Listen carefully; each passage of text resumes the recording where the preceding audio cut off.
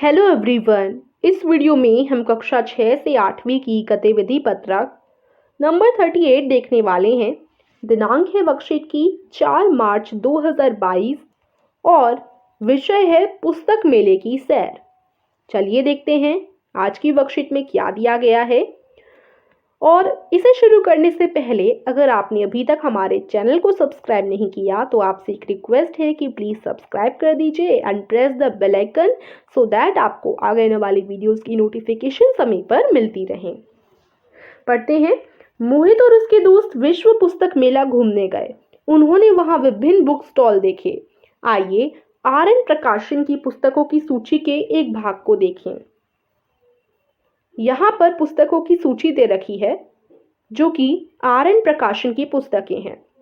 ठीक है, यहाँ पुस्तकों का शीर्षक है, यहाँ उनके अंकित मूल्य लिखे हुए हैं, यहाँ जितनी भी उनका डिस्काउंट है, जितना भी उनकी छूट है वो, और यहाँ पर छूट के बाद का क्रय मूल्य दिया गया है।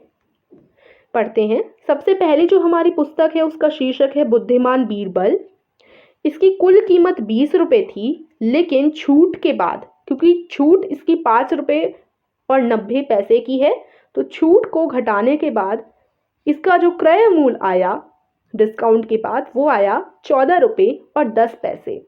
ठीक है, तो आप कैसे करेंगे? देखिए, आपको डिस्काउंट का मतलब सभी को पता ही होगा, यानी जो सस्ता कर देना माल को, ठीक है, जिससे और बिक्री हो सके। तो जैसे 20 रुपये की किताब है, उसमें आपने 5 रुपये का डिस्काउंट दे दिया, 5 रुपये और 90 पैसे का, तो आप 20 रुपये में से 5 रुपये और 90 पैसे को माइनस करोगे, घटा दोगे, तो आपका घटाने के बाद यानी छूट देने के बाद सस्ता हो गया माल, यानी 14 रुपये और 10 पैसे का हो गया। ठीक है, इसी तरीके से दूसरा सुरीला तानसेन की शीर्षक के नाम की एक पुस्तक है।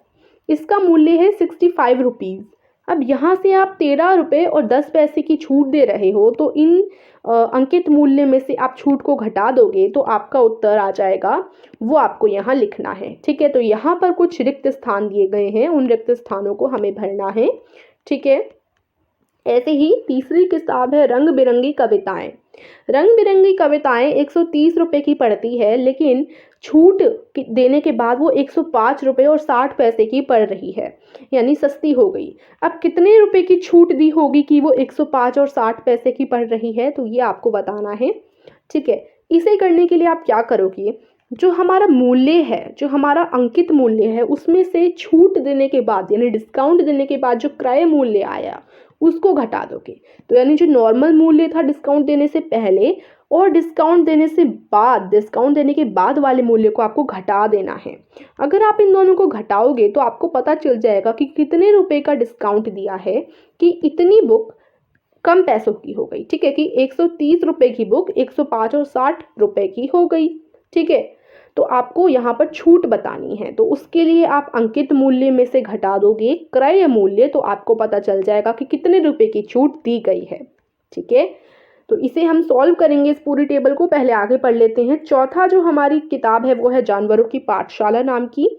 95 रुपीज़ इसकी कीमत है, जिसमें 7 रुपये और 80 पैसे की छूट दे दी गई है। तो आप अंकित मूल्य में से घटा दोगे 7 रुपये और 80 पैसे को। घटाने के बाद आपको पता चल जाएगा कि छूट के बाद का जो मूल्य आया है क्रय मूल्य वो क्या है।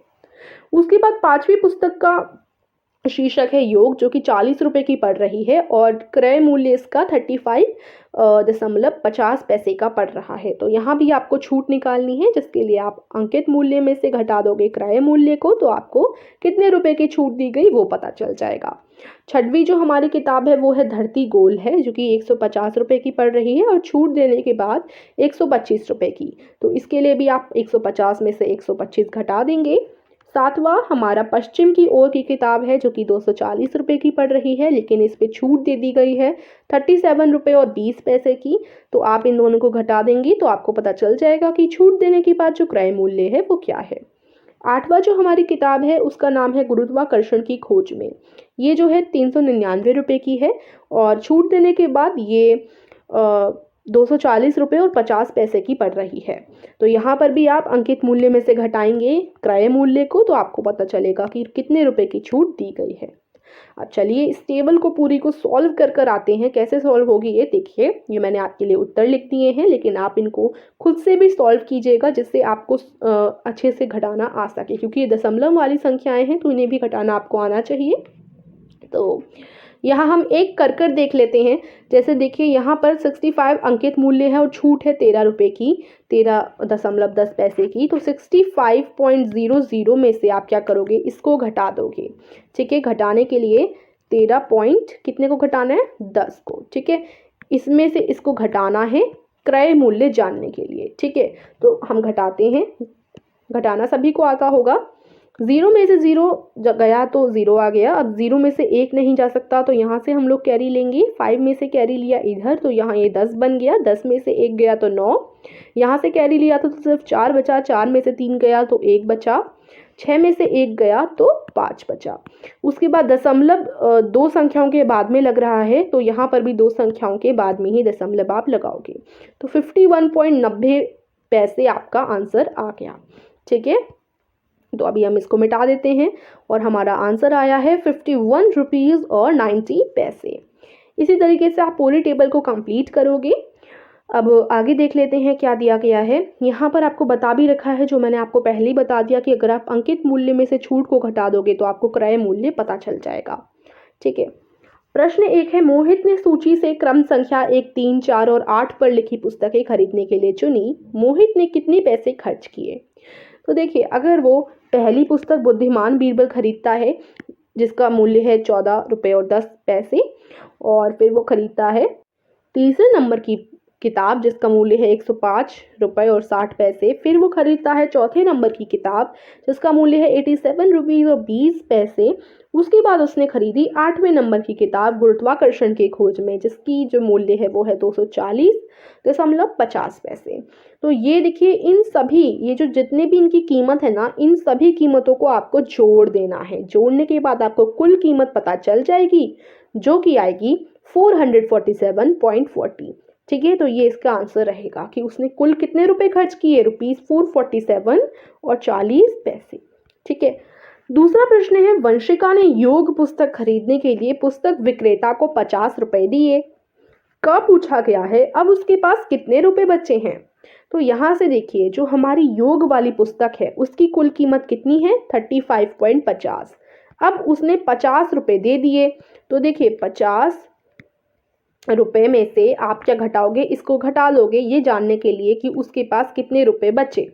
ठीक है, तो उसके पास थे 50 रुपए, उसने 35.50 रुपीज़ की एक किताब खरीदी और 50 पैसे दे दिए। तो अब उसे शॉपकीपर यानी दुकान वाला कितने पैसे वापस करेगा? देखिए, इसके लिए आप यहाँ से क्या करोगे, इनको घटा दोगे। घटाना सभी को आता है। कैरी लेंगे। ठीक है, कैरी लेंगे। इधर 5 बचा, यहाँ 4 बचा, यहाँ 1 बचा, दशमलव इधर लग गया। तो 14.50 पैसे इसका उत्तर आ गया। यानी उसके पास अब कितने रुपए बचे हैं, उसके पास अब 14.50 रुपये बचे हैं। खा है, बचे हुए रुपए से वह इस सूची से और कौन सी पुस्तक खरीद सकती है? तो देखिए, उसके पास बचे हैं 14.50 पैसे। अब 14.10 पैसे की वो किताब आराम से खरीद लेगी जो कि है बुद्धिमान बीरबल। ठीक है, तो आप लिखोगे बुद्धिमान बीरबल। ठीक है, ये वाली किताब वो खरीद सकती है बचे हुए 14.50 पैसों से। बाकी तीसरा प्रश्न है, आजमल ने नीचे दी गई कुछ पुस्तकें खरीदी हैं जिसमें सबसे पहली पुस्तक है धरती गोल है, उसकी 4 प्रतियां उसने खरीदी, यानी 4 कॉपियां खरीदी। तो देखिए, धरती गोल है वाली एक जो पुस्तक है उसका कीमत है 125 रुपये। तो हम लिख सकते हैं कि एक पुस्तक की कीमत कितनी है, 125। यहाँ पर लिखते हैं हम लोग, एक पुस्तक की कितनी कीमत रहेगी, 100, देखिए यहाँ पर क्या लिखा है, 125 रुपये। ठीक है, अब यहाँ पर आप देखिए, उसने 4 कॉपियाँ खरीदी हैं। ठीक है, 4 पुस्तकें खरीदी हैं। तो 4 पुस्तकों की कीमत निकालने के लिए आप क्या करोगे, 125 और गुणा 4 कर दोगे। ठीक है, 125 गुणा 4। ठीक है, इसे करेंगे हम 5 चौके 4 पंजे हम बोल सकते हैं, जो कि हो जाएंगे 20। 0 कैरी में, 4 दूनी 8 और 2 हम ले लेंगे 10, तो यहाँ एक और कैरी में 4 एकम 4 और कैरी वाला 1 5, यानी उत्तर हमारा आ गया 500। ठीक है, तो यानी कि हम गुणा करने के बाद हमने क्या पाया, हमारा उत्तर आया 500 रुपये, यानी 4 कॉपियों की कीमत हो जाएगी 500 रुपये। बाकी आगे देखो, पश्चिम की ओर वाली जो किताब है उसकी कीमत मतलब उसने 7 किताबें खरीदी इसकी। तो देखिए, पश्चिम की ओर वाली जो बुक है उसकी उसने कितनी किताबें खरीदी, 7 किताबें खरीदी। एक किताब की कीमत है 202.80 पैसे। तो देखिए, उसने 7 किताबें खरीदी हैं, तो उसके लिए 202.80 पैसों में आप 7 का गुणा करोगे। ठीक है, तो देखिए, गुणा करने में आप कैसे गुणा करते हैं, गुणा करना वैसे सभी को आता होगा, एक बार फिर भी मैं दिखा देती हूँ। इसके लिए आप करेंगे 7 7 0 0, 8 7 हो जाते हैं 56, 6 इधर और 5 कैरी, 7 दूनी हो जाते हैं 14, और उसमें आप 5 जोड़ देंगे तो 19 हो गया। 19 का 1 9 यहाँ और 1 कैरी, और देखिए 7 0 0 और ये कैरी वाला 1, यानी इधर 1 आ गया। 7 2 14, तो इधर 14 लिखेंगे। ठीक है, अब देखिए, 2 संख्याओं के बाद दशमलव लग रहा है, तो यहाँ पर भी आप 2 संख्या के बाद ही पॉइंट लगाओगे, तो आपका आंसर आ गया 1419.60। क्या आंसर आया आपका, 1419.60।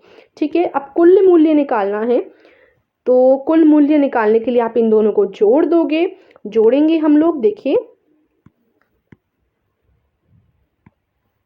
जोड़ने पर आपका आंसर आ गया 1919.60। ठीक है, एक और बार मैं लिख देती हूँ अच्छे से। तो ये आपका जोड़ने पर उत्तर आ जाएगा। अब देखिए, यही चीज़ पूछी गई है, उसे पुस्तक विक्रेता को कुल कितने रुपए देने होंगे, तो यहाँ पर भी यही आप उत्तर में लिखोगे, कुल उसे इतने रुपए देने होंगे। ठीक है, तो ये इसका उत्तर हो जाएगा।